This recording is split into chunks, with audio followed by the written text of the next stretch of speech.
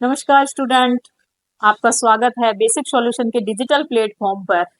जैसे कि मैं लेके आ रही हूँ आपके सामने राजस्थान हिस्ट्री की क्लास। उसमें पढ़ेंगे कालीबंगा सभ्यता। काफी समय से आप लोग इंतजार कर रहे थे राजस्थान जीके की क्लास की, और आज मैं आपके सामने आई हूँ और आपका इंतजार खत्म होता है। आज हम कालीबंगा सभ्यता के बारे में पढ़ेंगे। तो जैसे कि आपको पता होना चाहिए कि जो सभ्यताएं हैं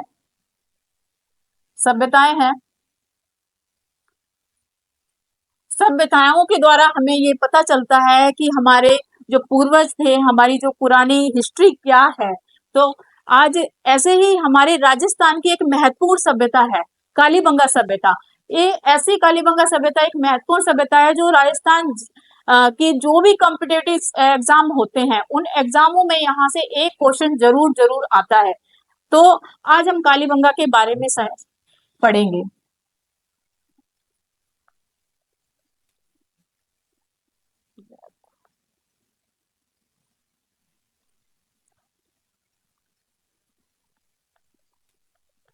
कालीबंगा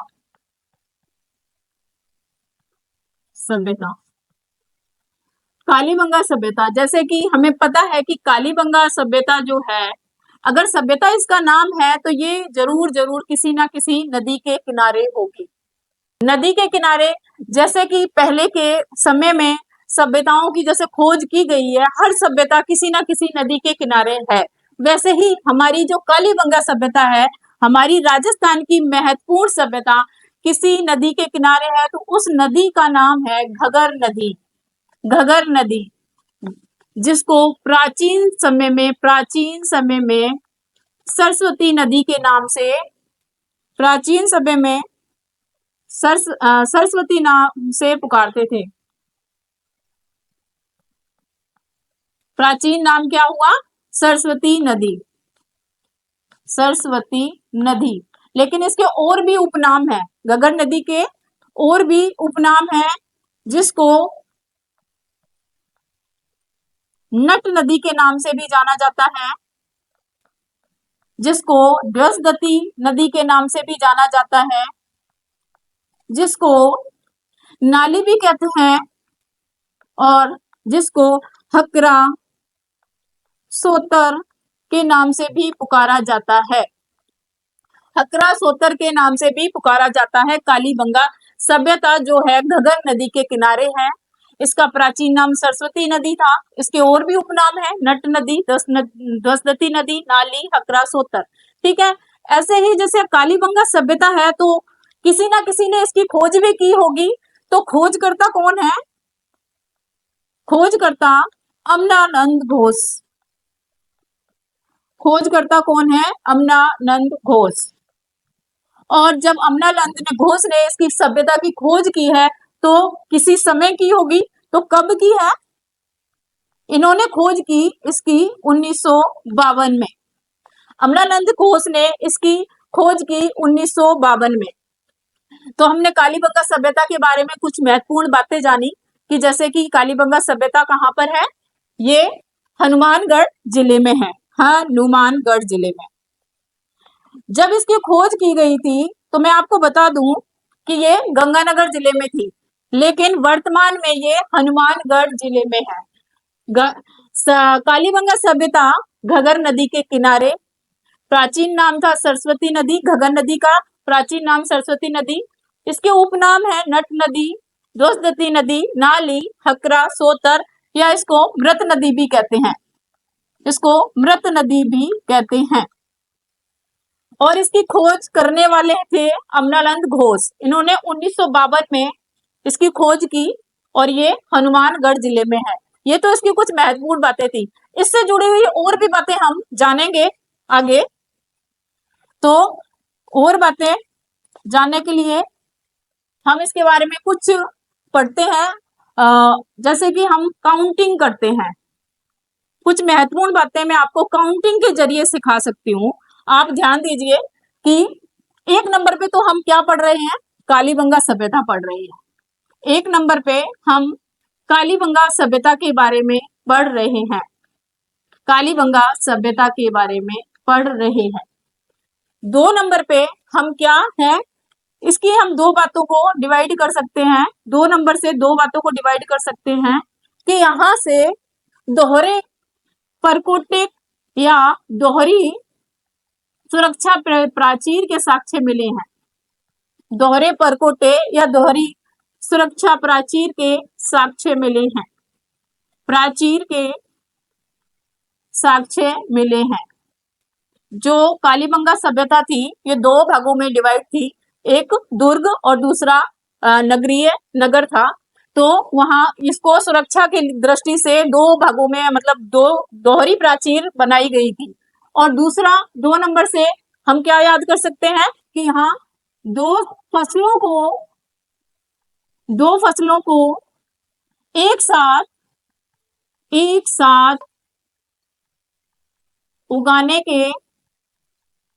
उगाने के साक्ष्य प्राप्त हुए हैं। 2 फसलों को एक साथ उगाने के साक्ष्य प्राप्त हुए हैं। 2 फसलें कौन कौन सी हैं? 2 फसलें गेहूं और जौ। गेहूं और जौ 2 फसलें हैं। हमने 2 बातें पहले सीखी कि 1 नंबर पे हम कालीबंगा सभ्यता पढ़ रहे हैं। कालीबंगा सभ्यता घग्गर नदी के किनारे है। कालीबंगा सभ्यता हनुमानगढ़ जिले में है। कालीबंगा सभ्यता की खोज अमलानंद घोष ने की 1952 में की। तो और दूसरे नंबर पे हमने सीखा कि दोहरे परकोटे या दोहरी प्राचीर के साक्ष्य मिले हैं, दोहरी सुरक्षा प्राचीर के साक्ष्य मिले हैं। और 2 ही नंबर से हम याद कर सकते हैं कि 2 फसलों को एक साथ उगाने के साक्ष्य प्राप्त हुए हैं यहाँ से। 3 नंबर पे इसको कालीबंगा को किसी ने तीसरी राजधानी कहा, सिंधु घाटी सभ्यता की तीसरी राजधानी, जो कि एक इतिहासकार है दशरथ शर्मा। दशरथ शर्मा ने कालीबंगा सभ्यता को तीसरी राजधानी कहा, सिंधु घाटी सभ्यता की तीसरी राजधानी दशरथ शर्मा ने इसको कहा कालीबंगा सभ्यता को। चौथे नंबर पे हमें याद रखना है कि यहां से हमें 4 पैर वाले जानवरों को याद रखना है। 4 पैर वाले जानवर कौन कौन से? एक तो कुत्ता, ऊंट, बैल और हाथी। कुत्ता, ऊंट, बैल और हाथी। 4 पैर वालों जानवरों को याद रखना है। कुत्ता का तो यहाँ पर शव मिला है, ऊंट की अस्थियां मिली हैं, एक बैल की मृद मूर्ति मिली है और हाथी दांत की कंगी मिली है। तो इससे हमें 4 पैर वाले जानवर 4 जानवर याद रखने हैं, कुत्ता, ऊंट, बैल और हाथी।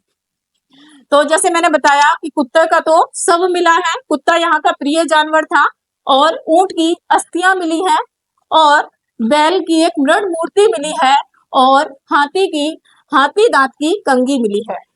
5 नंबर से हम याद कर सकते हैं, 5 नंबर से इसकी जो उत्खनन कार्य 5 स्तर में हुआ, इसका उत्खनन कार्य 5 स्तर में हुआ। 6 नंबर से हम क्या याद करेंगे कि जैसे मैंने आपको 1 नंबर से कालीबंगा सभ्यता के बारे में बताया, 2 नंबर से दोहरे परकोटे के बारे में बताया, 2 फसलों के एक साथ उगाने के साक्ष्य प्राप्त हुए यहाँ से, और तीसरे नंबर पे तीसरी राजधानी दशरथ शर्मा ने कहा। दशरथ शर्मा ने इसको सिंधु घाटी सभ्यता की तीसरी राजधानी कहा। ऐसे ही 4 नंबर पे हमें 4 पैर वाले जानवर याद रखने हैं, कुत्ता, ऊंट, बैल, हाथी। कुत्ते का शव मिला है यहाँ से, ऊंट की अस्थियां मिली हैं, और बैल की ब्लड मूर्ति मिली है, हाथी दांत की कंगी मिली है। 5वें नंबर पे हम याद करते हैं कि 5 स्तरों में इसकी खुदाई हुई, कालीबंगा सभ्यता की 5 स्तर में इसकी खुदाई हुई, उत्खनन कार्य हुआ। 6 नंबर से हम याद करते हैं कि यहाँ पर 6 छेद वाली एक खोपड़ी मिली है। 6 छेद वाली खोपड़ी मिली है, इससे हमें पता लगता है कि कालीबंगा सभ्यता में शल्य चिकित्सा की हमें जानकारी मिलती है कि शल्य चिकित्सा की, या जिसको हम बोल सकते हैं आज के जमाने में कि ऑपरेशन की जानकारी मिली है। इस जो 6 छेद वाली खोपड़ी है, इससे हमें हाइड्रोस्पोलिस नामक रोग की जानकारी मिलती है। हाइड्रोस्पोलिस नामक रोग की जानकारी मिली है। हाइड्रोस्पोलिस रोग की जानकारी मिली है।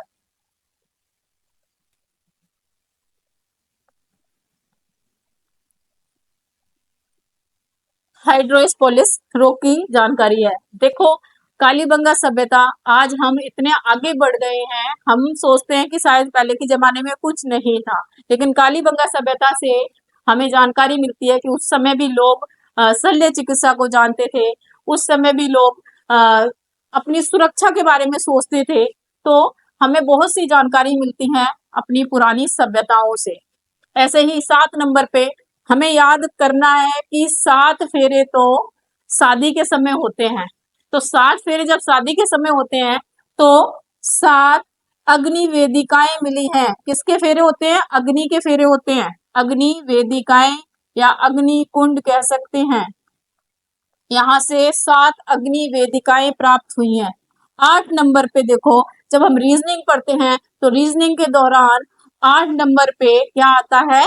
ए से लेके अगर 8 तक आप देखो तो 8 नंबर पे क्या आएगा? सोच के बताइए, 8 नंबर पे क्या आएगा? 8 नंबर पे आता है एच। और हमने स्टार्टिंग कहां से किया? कालीबंगा से। तो कालीबंगा के बारे में पढ़ रहे हैं, तो कालीबंगा कहां पर है? एच से हनुमानगढ़ में। तो ये तो हमने कुछ महत्वपूर्ण हनुमानगढ़ में कुछ महत्वपूर्ण बातों के बारे में जाना, और इससे भी ज्यादा कुछ और भी बातें हैं हनुमानगढ़ में है।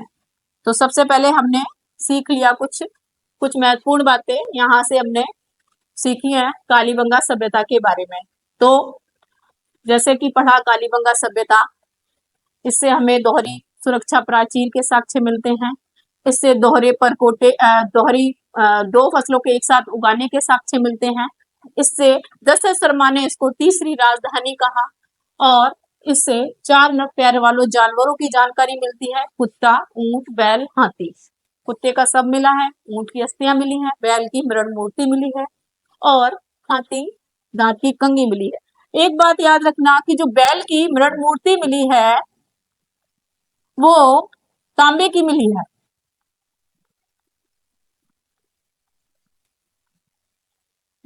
बैल की मृण मूर्ति तांबे की मिली है। और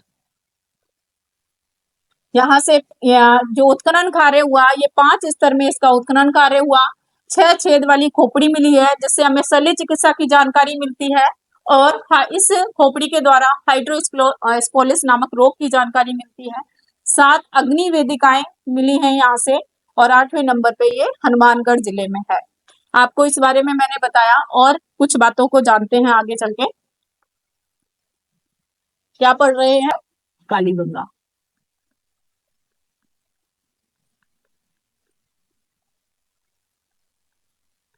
कालीबंगा नाम क्या है? कालीबंगा। सबसे पहले हमें इस शब्द के बारे में जानकारी होनी चाहिए। ये किस भाषा का शब्द है? ये किस भाषा का शब्द है? ये है सिंधी भाषा का शब्द है। यह शब्द सिंधी भाषा का है। कई बार क्वेश्चन आता है, हम पूरी सभ्यता पढ़ लेते हैं पूरी सभ्यता पढ़ लेते हैं, लेकिन हमें यही नहीं पता होता कि इसका नाम क्या है, इसका शाब्दिक अर्थ क्या है, और इसके शब्द का कौन सी भाषा का शब्द है।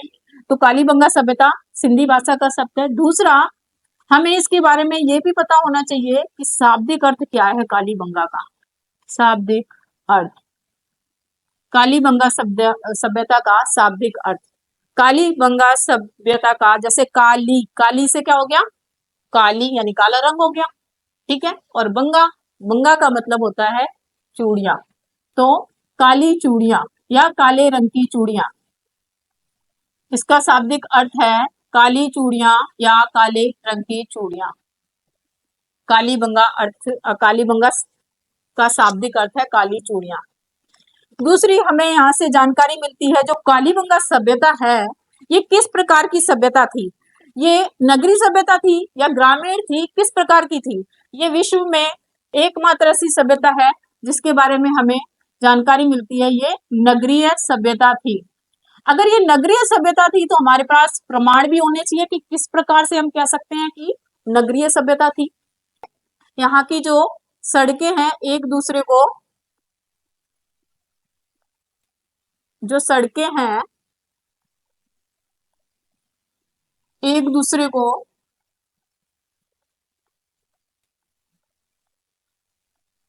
समकोण पर काटती हैं।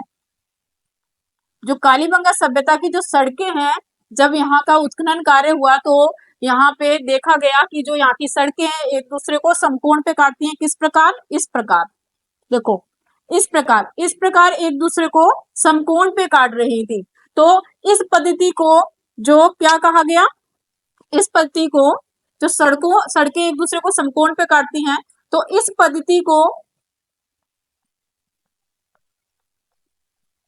ग्रीड प्रणाली कहा गया। ग्रीड पद्धति या ग्रीड प्रणाली, इसको ऑक्सफोर्ड प्रणाली भी कहा गया। ऑक्सफोर्ड प्रणाली के आधार पर ये बनी हुई है।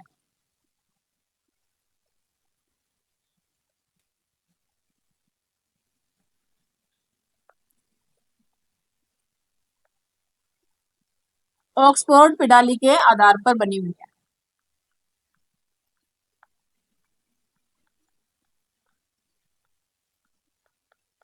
इसको जाल पद्धति भी कहते हैं। कई बार क्वेश्चन क्या आता है कि जाल पद्धति के आधार पर कहा किस सभ्यता की सड़कें बनी हुई हैं। जाल पद्धति या ग्रीड पद्धति के आधार पर किस सभ्यता की सड़कें बनी हुई हैं। तो हमारा क्या आंसर होगा, हमारा आंसर होगा कालीबंगा सभ्यता।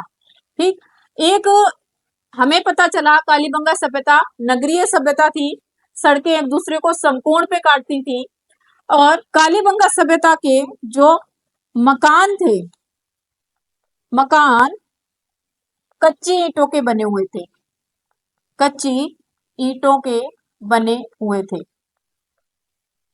जब मकान कच्ची ईंटों के बने हुए होंगे तो हम खुद ही सेंस लगा सकते हैं कि ये किस प्रकार की सभ्यता थी। गरीब थी, अमीर थी, किस तरीके की थी। गरीबों के घर कैसे होते हैं, कच्चे होते हैं, ठीक है, कच्ची ईंटों के बने होते हैं, ठीक है। तो हम यहाँ से सेंस लगा सकते हैं कि ये गरीब सभ्यता थी। तो इसको दशरथ शर्मा ने दीनहीन सभ्यता, दीनहीन बस्ती के नाम से भी पुकारा है। दीनहीन बस्ती के नाम से भी इसको पुकारा है। इसको दीनहीन बस्ती उपनाम दिया, ठीक है, इसको दीनहीन बस्ती उपनाम दिया। इसके घर जो थे, मकान जो थे, कच्ची ईंटों के बने हुए थे। तो हमने कालीबंगा सभ्यता के बारे में कुछ महत्वपूर्ण बातें जानी। हमने जाना कि कालीबंगा सभ्यता घगर नदी के किनारे बसी हुई थी। कालीबंगा सभ्यता हनुमानगढ़ जिले में है। कालीबंगा सभ्यता का शाब्दिक अर्थ है काली चूड़ियां। इस शब्द का अर्थ है सिर्फ कालीबंगा शब्द का अर्थ है सिंधी भाषा का शब्द है ये एक नगरीय सभ्यता थी क्योंकि इसकी जो सड़कें थी ग्रिड प्रणाली या ऑक्सफोर्ड प्रणाली के आधार पर बनी हुई थी। इसकी सड़कें एक दूसरे को समकोण पे काटती थी। इसके जो मकान थे कच्ची ईंटों के मकान बने हुए थे, इसलिए इसे दीनहीन बस्ती के नाम से भी पुकारा जाता है। तो ये कुछ बातें थी। आगे भी हम कुछ बातें कालीबंगा सभ्यता के बारे में सीखते हैं, याद करते हैं। कालीबंगा सभ्यता, जैसे ये मैंने बताया आपको कि ये किस प्रकार की थी, एक नगरीय सभ्यता थी और यहाँ पे जो सड़कें थी समकोण पर काटती थी। कालीबंगा सभ्यता एक मात्र सत्तात्मक सभ्यता थी। मात्र सत्तात्मक सभ्यता का मतलब यहाँ जो माताओं को महत्व ज्यादा दिया जाता था। घर में जो बहन जो माता थी उनको ही महत्व, उनको मुखिया माना जाता था। मात्र सत्तात्मक एक सभ्यता थी। जब एक बात बताइए कि मात्र सत्तात्मक सभ्यता होगी माताएं हमेशा अपने बच्चों के बारे में ज्यादातर सोचती हैं, कहती हैं हमारे बच्चे और हम इकट्ठे रहें, और जो संयुक्त परिवार में रहना पसंद कम करती हैं, क्योंकि वो अपने बच्चों की परवरिश अच्छे से करना चाहती हैं। इसलिए हम कह सकते हैं कि कालीबंगा सभ्यता मातृ सत्तात्मक सभ्यता थी। यह एकल परिवार वाली सभ्यता थी, एकल परिवार वाली।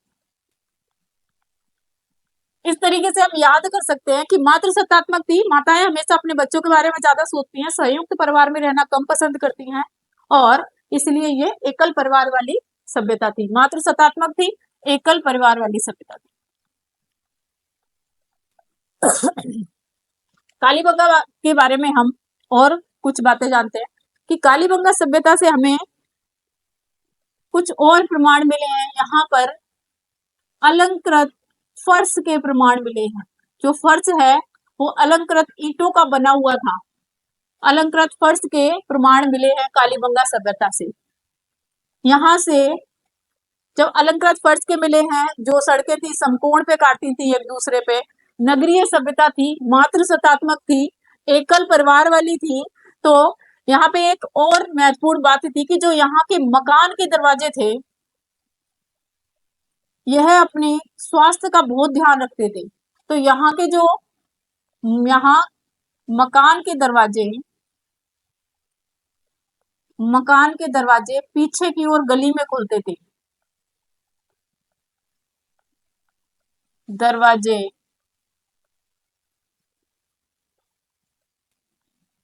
पीछे की ओर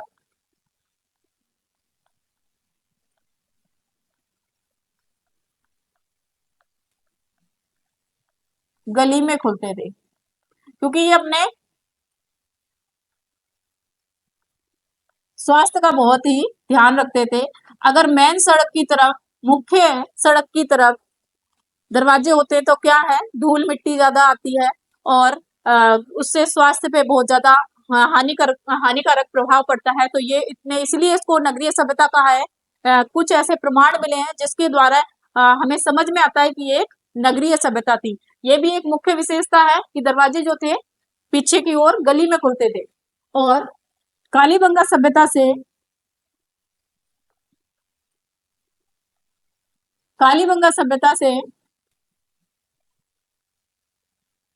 एक जुते हुए हल से जुते हुए हल से जुते हुए खेत के प्रमाण मिले हैं। हल से जुते हुए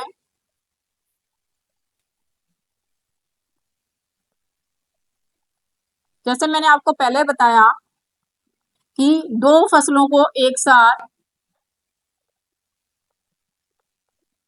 साथ उगाने के साक्ष्य यहाँ से प्राप्त हुए हैं। तो हल से जुते हुए खेत के प्रमाण यहाँ से मिला हुआ, ये खेत मिला है जो हल से जुता हुआ है। यहाँ से मिश्रित खेती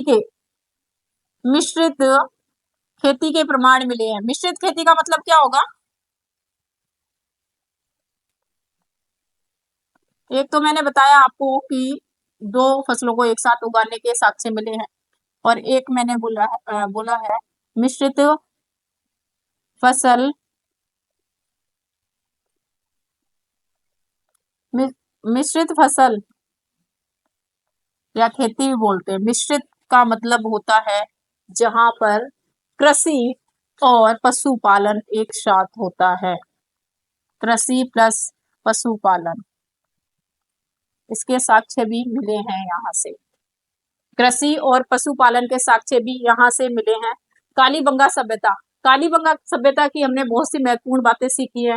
मातृ सत्तात्मक थी, एकल परिवार वाली सभ्यता थी। यहाँ से अलंकृत फर्श मिला है, मकान के दरवाजे पीछे की ओर खुलते थे, हल से जुते हुए खेत के प्रमाण मिले हैं, मिश्रित फसल के प्रमाण मिले हैं। यहाँ से हमें जो नालियां थी, लकड़ी की बनी हुई नालियों के प्रमाण मिले हैं। क्वेश्चन आएगा कि लकड़ी की बनी हुई नालियां कहाँ से प्राप्त हुई हैं? लकड़ी की बनी हुई नालियों के प्रमाण मिले हैं।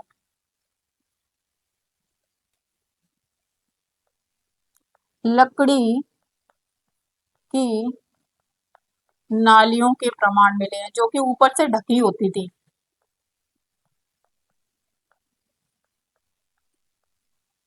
लकड़ी की नालियों के प्रमाण मिले हैं, लकड़ी की जो नालियां बनी हुई थी पानी के निकास के लिए, और वो ऊपर से ढकी होती थी। तो ये कुछ महत्वपूर्ण बातें हमने सीखी कालीबंगा के बारे में।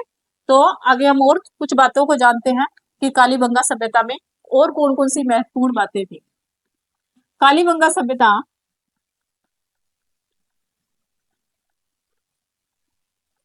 ये सभ्यता थी, उस समय एक नगरीय सभ्यता थी।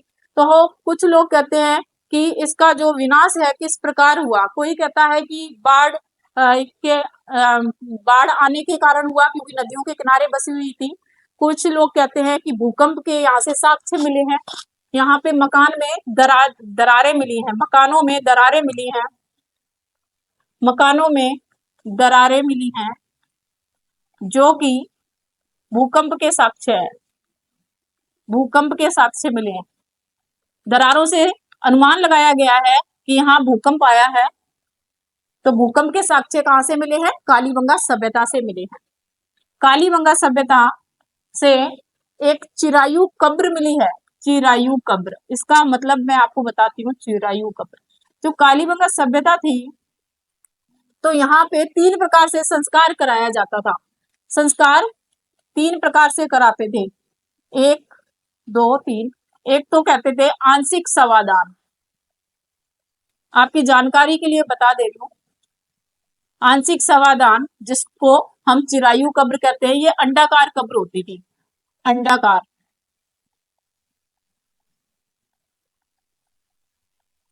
एक जो होता था आंशिक समाधान,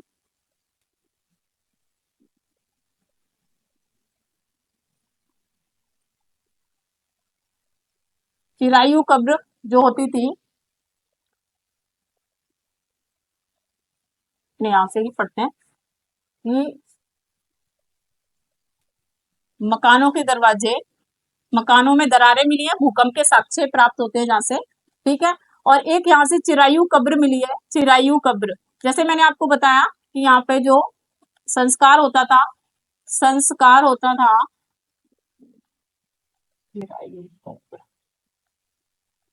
3 प्रकार से संस्कार होता था। एक नंबर पे कलश समादान, कलश समादान, कलश समाधान जो अंडाकार कब्र, चिरायु कब्र अंडाकार कब्र होती थी, जिसको कलश समाधान कहते हैं, पहले नंबर पे जो। और दूसरे नंबर पे आंशिक समाधान होता था, आंशिक समाधान। और तीसरे नंबर पे पूर्ण समाधान होता था। ये 3 प्रकार के संस्कार होते थे इस सभ्यता में।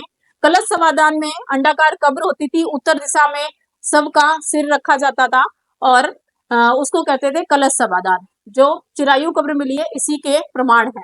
आंशिक समाधान में क्या किया जाता था कि जो सब होता था उसकी हड्डियों को तोड़ मरोड़ के और उसके जो कब्र होती थी उसमें रख दिया जाता था। पूर्ण समाधान में क्या होता था कि जो सब होता था उसके साथ में उसके सारे ही जो वस्त्र वगैरह और उसके आभूषण वगैरह जो भी होते थे उसके साथ दफनाए जाते थे। तो ये 3 प्रकार से सब समाधान होता था, संस्कार होता था। तो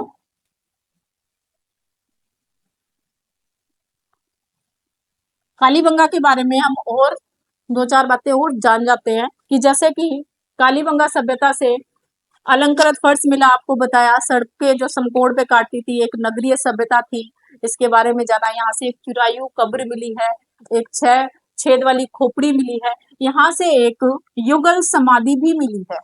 युगल समाधि, युगल समाधि से हमें सती प्रथा की जानकारी मिलती है कि सती प्रथा यहाँ प्रचलित थी। युगल समाधि मिली है, इससे हमें सती प्रथा की जानकारी मिलती है कालीबंगा सभ्यता से।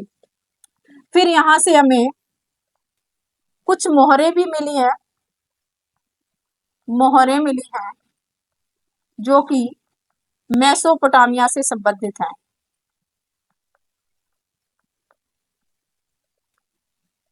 जो कि मेसोपोटामिया से संबंधित हैं। मेसोपोटामिया की कुछ मोहरें मिली हैं, जिससे हमें ये पता लगता है कि यहाँ से व्यापारिक संबंध थे हमारे। व्यापारिक संबंध का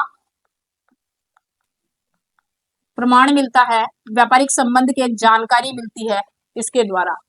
तो कालीबंगा सभ्यता से हमें जानकारी मिली कि मकानों में दरारें मिली हैं, जिसके कारण हमें पता लगता है कि यहाँ भूकंप आया था। और चिरायु कब्र मिली है। चिरायु कब्र क्या है? एक अंडाकार कब्र होती है। इसमें मैंने आपको बताया कि संस्कार 3 प्रकार का होता था। इनमें 3 प्रकार का संस्कार बताया, कलश समाधान, आंशिक समाधान, पूर्ण समाधान, तीनों को बता दिया। उसके बाद में यहाँ से एक युगल समाधि मिली है, जिससे हमें सती प्रथा की जानकारी मिलती है। कुछ मोहरें मिली हैं जो मेसोपोटामिया से संबंधित हैं, जिससे हमें पता लगता है कि हमारे व्यापारिक संबंध थे यहाँ पे। तो आगे हम थोड़ा सा और कुछ पढ़ लेते हैं कालीबंगा के बारे में।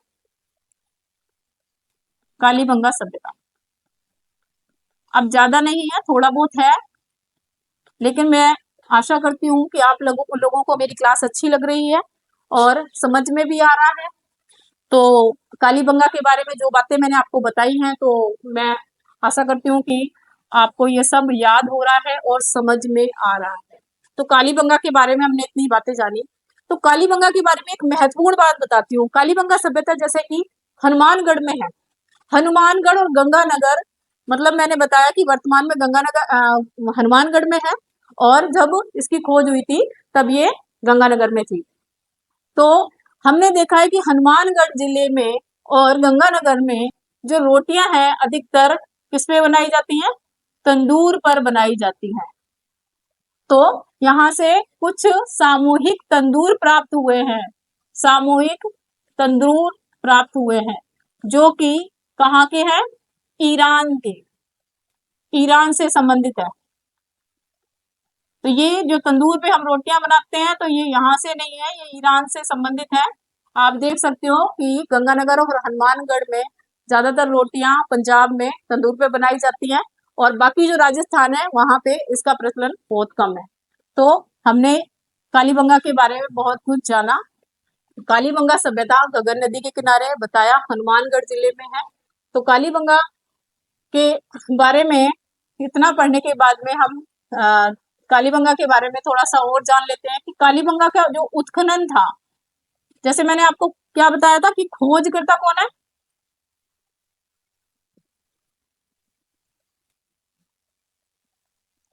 जो खोज तो मैंने बताई आपको, इन्होंने की, अमलानंद घोष ने की। हम इसको इस तरीके से भी याद कर सकते हैं कि काला तो अम्ल होता है, तो काला तो अम्ल होता है, काला क्या है? अम्ल है। काले को हम अम्ल के साथ जोड़ सकते हैं। तो खोज करने वाला अमलानंद घोष 1952 में इन्होंने खोज की। ठीक है। और मैंने आपको बताया कि इनके साथ में खोज करने के बाद में कुछ उत्खननकर्ता भी आए, जिन्होंने उत्खनन किया, तो वो थे बीवी लाल, जिनका पूरा नाम है बाल कृष्ण बीबी लाल, और दूसरा नाम है बीके थापर, बालकृष्ण थापर। इन्होंने इसका उत्खनन कब किया? 1961 से 1959 तक, 69 तक। ठीक है। तो बीबी लाल और बीके थापर, इनके कुछ सहयोगी भी थे। सहयोगी कौन कौन थे? सहयोगी थे एमडी खरे, एसपी जैन, ये इनके सहयोगी थे। एमडी खरे, एसपी जैन। उत्खननकर्ता बीबीलाल बीके थापर 1961 से 1969 तक, और सहयोगी एमडी खरे, एसपी जैन, ये सहयोगी थे। तो कालीबंगा के बारे में हमने बहुत कुछ जाना, और मुझे अच्छा लगा आप लोगों को पढ़ाने के, आपने हमारा सहयोग दिया पढ़ने में। आपको मुझे आशा है कि आपने सब कुछ याद किया है और आपको याद हो रहा है। तो प्लीज सब्सक्राइब करें और लाइक करें।